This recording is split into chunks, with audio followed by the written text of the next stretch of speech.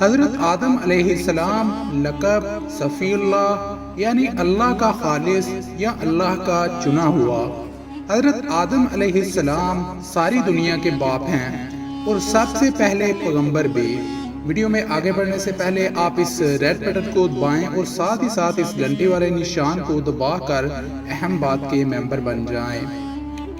زمین پر زندگی کی ابتدا اس بزرگ ہستی کے وجود سے ہی ہوئی۔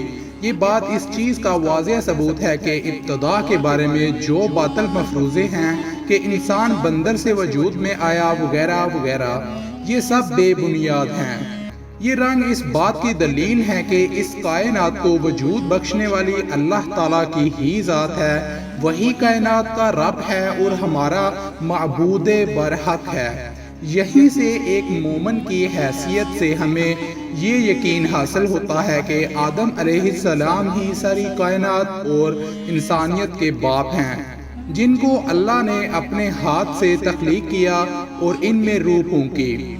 اس کے بعد ہی زندگی کی تمام تر سرگرمیاں وجود میں آئیں۔ اللہ پاک فرماتے ہیں کہ ہم نے انسان کو بہت ہی اچھی صورت میں پیدا کیا، پھر رفتہ رفتہ اس کی حالت کو بدل کر پست سے پست کر دیا، مگر جو لوگ ایمان لاتے اور نیک عمل کرتے رہے ان کے لیے بے انتہا اجر ہے۔ تخلیق آدم کی ابتدا سورۃ البقرہ کی آیت نمبر 30 میں اللہ تعالیٰ فرماتے ہیں کہ انہوں نے فرشتوں کو خبر دی کہ زمین میں آدم کو اپنا خلیفہ بنا رہا ہوں۔ فرشتوں نے سمجھا کہ یہ خلیفہ زمین میں دنگا فساد کرے گا، اس لیے بارگاہ الہی میں عرض کیا، اے رب تو زمین میں ایسے شخص کو خلیفہ بنانا چاہتا ہے کہ جو خرابیاں پیدا کرے اور کشت و خون کرتا پھرے۔ ہم تیری تعریف کے ساتھ تیری تسبیح و تقدیس کرتے ہیں۔ اللہ نے جواب میں فرمایا، جو باتیں میں جانتا ہوں وہ تم نہیں جانتے۔ سورۃ البقرہ آیت نمبر 30 آدم کے معنی۔ اللہ تعالیٰ نے حضرت آدم علیہ السلام کو مٹی سے بنایا اور آپ کا نام آدم رکھا گیا کیونکہ آدم کو عدیم الارض سے پیدا کیا گیا۔ سعید بن جائد سے مروی ہے کہ آدم الارض زمین کی اوپری سطح کو کہتے ہیں۔ نبی پاک کا ارشاد ہے کہ اللہ تعالیٰ نے حضرت آدم علیہ السلام کو مٹی کی ایک مٹھی سے بنایا جس کو زمین کی 7 سطحوں سے لیا گیا تھا۔ اس لیے آدم علیہ السلام کی اولاد کے رنگوں فطرتوں میں فرق ہے، یعنی سرخ، سفید، سخت یا نرم وغیرہ۔ بعض روایات میں ہے کہ آدم علیہ السلام کا خمیر مٹی سے بنا کر 40 دن تک رکھا گیا۔ کچھ کا کہنا ہے کہ 40 سال تک رکھا گیا اور پھر اس میں روح پھونک دی گئی، جیسا کہ حضرت آدم علیہ السلام کو جمعہ کے دن تخلیق کیا گیا۔ قرآن کریم میں ان کی تخلیق کے متعلق جو باتیں بیان ہیں وہ یہ ہیں کہ حضرت آدم علیہ السلام کو مٹی سے بنایا گیا، یعنی پانی میں گوندی ہوئی مٹی سے بنایا گیا جو کہ لیسدار اور چپچپی تھی۔ پھر یہ مٹی سلسال بن گئی۔ سلسال اس مٹی کو کہتے ہیں جو خشک ہو کر کھنکھناتی ہے۔ ارشاد فرمایا، اس نے انسان کو ٹھیکری کی طرح کھنکھناتی ہوئی مٹی سے پیدا کیا۔ سورۃ الرحمن۔ اللہ نے ان کی تخلیق کو پورا کر کے ان میں روح پھونکی۔ اللہ نے ارشاد فرمایا، انسان کچھ ایسا جلد باز ہے گویا جلد بازی سے ہی بنایا گیا ہے۔ سورۃ انبیاء۔ حضرت آدم علیہ السلام کو اسماء کے تعلیم۔ حضرت آدم علیہ السلام کی تخلیق کے بعد اللہ تعالیٰ نے ان کو سب چیزوں کے اسم سکھائے۔ ارشاد ہوا کہ اس نے آدم کو ہر چیز کے نام سکھائے۔ سورۃ البقرہ میں حضرت آدم علیہ السلام کو ہر خاص و عام، چھوٹی اور بڑی چیز کی تعلیم سکھائی۔ ہر چیز کا نام آپ کو یاد کروایا۔ عرض کے جب سب چیزوں کے نام آپ کو سکھا دیے گئے اور پھر آپ کو فرشتوں کے سامنے پیش کیا اور کہا، اگر تم جانتے ہو تو مجھے ان چیزوں کے نام بتاؤ۔ فرشتے نہ بتا سکے اور کہنے لگے، تو تو پاک ہے، جتنا علم تم نے ہمیں بخشا ہے اس کے سوا ہم کچھ نہیں جانتے، بے شک تو دانا اور حکمت والا ہے۔ سورۃ البقرہ۔ پھر اللہ تعالیٰ نے حضرت آدم علیہ السلام کو حکم دیا کہ اے آدم، تم ان فرشتوں کو ان چیزوں کے نام بتاؤ۔ انہوں نے ان چیزوں کے نام بتا دیے۔ کیوں؟ میں نے تم کو نہیں کہا تھا کہ میں آسمان و زمین کی سب پوشیدہ باتوں کو جانتا ہوں، اور جو تم ظاہر کرتے ہو اور چھپاتے ہو مجھے سب معلوم ہے۔ سورۃ البقرہ۔ غرض اللہ تعالیٰ نے یہ بات ثابت کر دی کہ ہر چیز کا علم صرف اللہ کو ہی ہے، اور اللہ ہی نے حضرت آدم علیہ السلام کو ہر چیز کی تعلیم فرمائی۔ اس سے یہ باتیں ظاہر ہو گئیں کہ پہلی مخلوق ہرگز بھی لا علم نہ تھی، اور انسان شروع سے ہی رب کی توحید اور معرفت سے آگاہ ہے۔ فرشتوں کا آدم کو سجدہ کرنا، اللہ تعالیٰ نے حضرت آدم علیہ السلام کو تعظیم بخشنے کے لیے فرشتوں کو حکم دیا کہ وہ ان کو سجدہ کریں۔ یہ سجدہ عبادت ہرگز نہ تھا، یہ صرف سجدہ تعظیم تھا۔ اور پھر فرشتے تو سب سجدے میں گر گئے سوائے شیطان کے، اور اللہ تعالیٰ نے فرمایا کہ ایسا کیا ہوا کہ تم سجدہ کرنے والوں میں سے نہ ہو؟ تو وہ بولا، میں ایسا نہیں ہوں کہ انسان کو سجدہ کروں جس کو تو نے مٹی کے سڑے ہوئے گارے سے بنایا۔ اللہ نے کہا، تو پھر نکل جا یہاں سے، بے شک تو مردود ہے اور قیامت تک تجھ پہ لعنت برسے گی۔ سورۃ الحجر۔ اور اس نے دعویٰ کیا کہ میں آدم سے بہتر ہوں، تو نے مجھے آگ سے بنایا اور اسے مٹی سے۔ اللہ تعالیٰ نے آدم علیہ السلام کو 4 طرح سے عزت بخشی، اپنے ہاتھوں سے بنایا، ان میں خود روح پھونکی، ان کو ہر چیز کی تعلیم فرمائی، اور ان کو فرشتوں سے سجدہ تعظیم کروایا۔ حضرت بی بی حوا عربی زبان کا لفظ ہے جس کی معنی ہے زندہ، کیونکہ حضرت حوا علیہ السلام کو حضرت آدم علیہ السلام کی پسلی یعنی زندہ چیز سے تخلیق کیا گیا، اس لیے ان کا یہ نام رکھا گیا۔ حضرت آدم علیہ السلام جب ایک دن سوئے ہوئے تھے اور جب وہ اٹھے تو انہوں نے دیکھا کہ ان کے سرہانے ایک عورت موجود ہے، اور جب ان سے دریافت کیا گیا کہ تم کون ہو، جواب ملا، عورت۔ کہا، تمہیں کیوں پیدا فرمایا گیا؟ کہا، تاکہ آپ مجھ سے سکون پا سکیں۔ بی بی حوا کی تخلیق سے متعلق مختلف روایات ہیں، جن میں کچھ کا کہنا ہے کہ آپ کو آدم علیہ السلام کے ساتھ ہی پیدا کیا گیا، اور کچھ کا کہنا ہے کہ آپ کو ان کے جنت میں جانے کے بعد تخلیق کیا گیا۔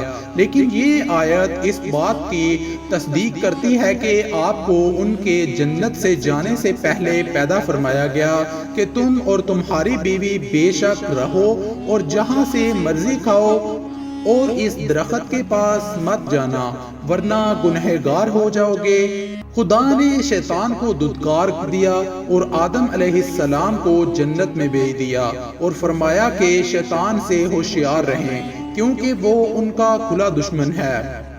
ارشاد ہوا، اے آدم، یہ ابلیس تمہارا اور تمہاری بیوی کا کھلا دشمن ہے، یہ کہیں تم کو جنت سے نکلوا نہ دے اور پھر تم تکلیف میں پڑ جاؤ۔ اب آدم علیہ السلام جنت میں بھیجے جا چکے، اور وہ جہاں مرضی گھومتے اور جو چاہتے کھاتے، سوائے اس درخت کے پھل سے جس سے اللہ تعالیٰ نے منع فرمایا۔ اور شیطان اس موقع میں تھا کہ کب ان کو بہکائے، اور شیطان نے ان کو وسوسے میں ڈالتے ہوئے کہا کہ خدا نے تمہیں اس وجہ سے اس درخت کے قریب جانے سے منع فرمایا ہے کہ کہیں تم فرشتے نہ بن جاؤ، اور ان سے قسم کھائی کہ میں تمہارا خیر خواہ ہوں۔ شیطان کے وسوسے میں آ کر حضرت آدم علیہ السلام اور ان کی بیوی نے اس درخت سے کھا لیا، اور حضرت آدم علیہ السلام نے اپنے خدا کے حکم کی نافرمانی کی اور اپنے راہ سے بے مطلوب ہو گئے۔ اب اللہ تعالیٰ نے آدم علیہ السلام اور شیطان کو زمین پر اتار دیا، اور اب یہ دونوں ایک دوسرے کے کھلے دشمن ہیں۔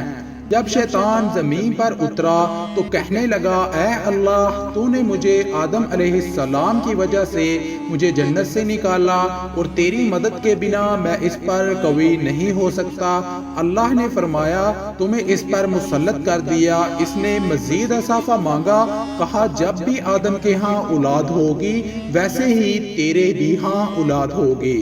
اس نے مزید اضافہ مانگا، اللہ نے کہا ان کے سینے تمہارے ٹھکانے ہیں، ان میں خون کی طرح دوڑے گا۔ اس نے مزید اضافہ مانگا تو اللہ نے کہا ان پر اپنے گھوڑوں اور پیادوں سے چڑھ دوڑ اور ان کے مال اور اولاد میں شریک ہو جا۔ اور حضرت آدم علیہ السلام نے کہا اے اللہ تم نے شیطان کو لمبی مہلت دی اور مجھ پر مسلط کیا اور میں تیری مدد کے بنا اس سے نہیں بچ سکتا۔ اور اللہ نے فرمایا جب بھی تمہارے ہاں اولاد ہوگی میں اس پر ایک فرشتہ مقرر کر دوں گا، وہ اس کی حفاظت اس کے برے ساتھی شیطان سے کرے گا۔ آدم نے زیادہ مانگا تو اللہ نے کہا ایک نیکی کے بدلے 10 گنا اجر ملے گا اور اس میں بھی اضافہ کر دوں گا، ایک برائی کے بدلے ایک ہی ملے گی اور وہ بھی کسی نہ کسی طرح مٹا دوں گا۔ حضرت آدم علیہ السلام نے جب اور زیادہ مانگا تو اللہ نے کہا کہ اگر خود پر زیادتی کر بیٹھو تو اللہ کی رحمت سے نا امید مت ہونا، میں تمہیں معاف کر دوں گا۔ آدم نے جب اور مزید مانگا تو اللہ نے فرمایا جب تک اولاد آدم زندہ ہے میں اسے توبہ کرنے سے نہیں روکوں گا۔ اور آدم نے مزید مانگا تو اللہ نے کہا میں بے شک دوں گا، مجھے کوئی پرواہ نہیں اس پر۔ اور پھر آدم نے کہا بس شیطان انسان پر بہت مسلط ہوگا اور اللہ کی مغفرت کا دروازہ بہت کشادہ اور آسان ہے، اور انسان شیطان سے دھوکہ کھانے کی وجہ سے شکست کھاتا ہے اور استغفار کر کے اس پر غالب آ جاتا ہے۔ سبحان اللہ۔ بہت دفعہ یہ کہا گیا کہ حضرت آدم نے حضرت حوا کے کہنے پر وہ پھل کھایا اور بہت ساروں نے تو عورت کو ہر برائی کی جڑ بھی قرار دے دیا، لیکن ایسا نہیں ہے۔ قرآن کریم میں بیان کیا گیا ہے کہ اللہ تعالیٰ نے مخصوص دونوں کو درخت کا پھل کھانے سے منع فرمایا، اس لیے جنت سے نکلنے کی ذمہ داری دونوں پر عائد ہوتی ہے۔ سورۃ البقرہ اے آدم تم اور تمہاری بیوی اس درخت کے پاس مت جانا ورنہ گنہگار ہو جاؤ گے۔ ان آیت سے ثابت ہوتا ہے کہ اما حوا اس بات سے بری ہیں، ہر انسان اپنے کیے کا خود ذمہ دار ہوتا ہے، اور حضرت حوا تو ان کی بیوی کی حیثیت سے ان کی تابع تھی۔ اللہ نے حضرت آدم اور بی بی حوا کو زمین پر اتار دیا۔ اب ان کی نسل کو آگے بڑھانا تھا تو اللہ نے ان کو ہر روز ایک اولاد سے نوازا۔ پہلے دن پیدا ہونے والے بیٹے کا نکاح دوسرے دن پیدا ہونے والی بیٹی سے کر دیا اور دوسرے دن پیدا ہونے والی بیٹی کا نکاح پہلے دن پیدا ہونے والے بیٹے سے کیا۔ اس کا مقصد انسان کی نسل کو بڑھانا تھا۔ آپ کی اولاد میں سے جن کا ذکر قرآن کریم میں آیا ہے ان میں سے حابیل علیہ السلام اور قابیل علیہ السلام اور شیث علیہ السلام۔ روئے زمین پر پہلا قتل حابیل کی بہن سے قابیل کی بہن کی شادی ہونا تھی اور قابیل کی بہن سے حابیل کی، پر قابیل کی بہن خوبصورت تھی اور قابیل کے دل میں حسد آ گیا۔ اس نے حابیل کو کہا میں تجھے قتل کر دوں گا۔ آدم علیہ السلام کو ڈر تھا، لہٰذا انہوں نے کہا تم دونوں اللہ کی راہ میں قربانی پیش کرو۔